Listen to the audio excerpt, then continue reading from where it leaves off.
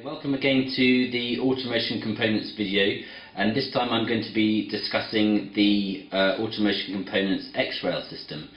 So the whole idea about the X-Rail system is that these rail systems are used for applications where there's not a high degree of accuracy required, but what is important about this rail system is that it is cost effective. So I'd also like to introduce you first of all to the fact that there are two different materials here, and there's the standard zinc plated steel, which you can see here, but the nice thing about the X-Rail system is it also comes in a 316 grade stainless steel, and that's very useful for outdoor applications and washdowns.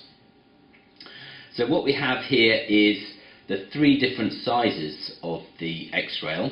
So this is the smallest, this is the size 20 X-Rail.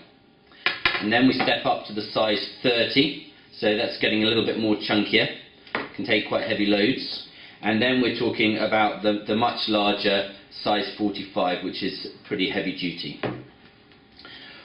What happened first with the X-Rail system is that the system was made in one profile only, which was what I call the T-rail version. This is where the slider is enclosed is retained within the linear rail system.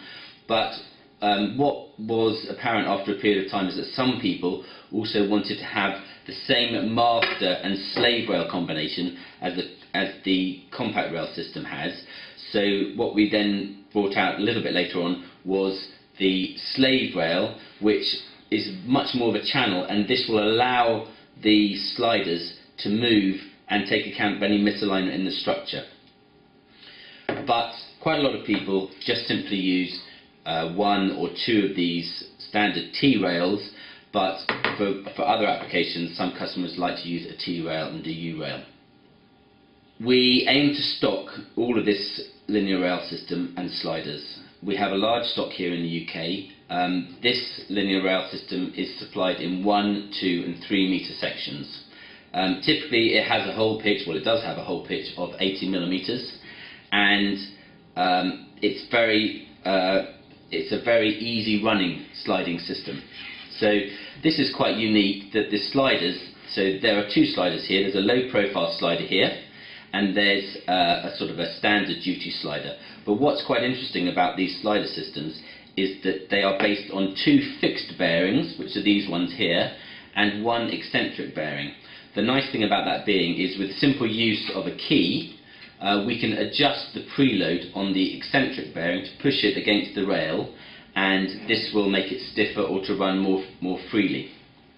So for example, what we'll see here is that the central bearing here, if you probably can't see it, but the central bearing here has a dot, and that indicates that that is the eccentric bearing, and that can be moved against the slider. So typically, and you'll see on the front here, two small dots which indicate the fixed bearing. Now when you install the system, you want to ensure that the load is being driven against the two fixed bearings at the bottom. So that's a good indication there. So very, very simple to use, and off you go. So typically, the rails, we prefer to have the rail systems installed in this plane because the radial loads that it can take are much greater than the axial loads. So that's a preferable option. Just to give you an idea, in terms of the steel, so this is the steel 30mm linear X-Rail system, that's about £34 a metre, and the sliders, these particular sliders here, are about £40 each. In terms of that, in stainless steel, the rail will be roughly double that price, but the slider only an extra 50%. So probably for a stainless steel slider, you're talking about £58, something like that. So again here, what we're showing on the size 45, and this is the stainless steel version, we are showing here the two different types of sliders, and then we've also got here the U version. Now just out of interest, the U version only has one slider, because you can't use these lower profile sliders inside the U channel because the slider body would bottom out on the top of the rail.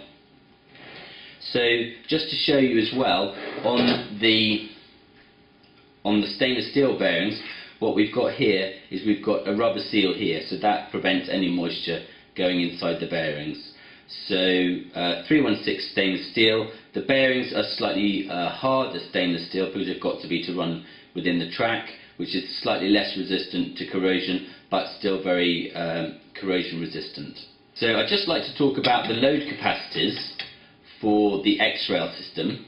And when I'm talking about the load capacities, I'm talking about the load capacities on a radial plane, so it's this plane here. So on the size 20 series, the load capacity of that slider is 30 kilos. So typically you'll have 2 sliders and 2 rails, so a system such as this could take loads of about 120 kilos.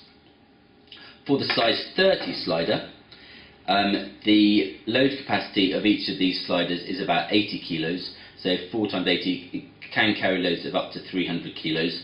And then for the very large size 45, each one of these got 160 kilos capacity, so you can put about half a ton. That's on 4 sliders. Now clearly if you want to have more sliders, then the system can take the greater load. The misalignment, so if you have a T-rail and a U-rail and you're running them over a long distance, the misalignment over about 3 meters is in the region of 3 or 4 millimeters over that distance using the T-rail and the U-rail.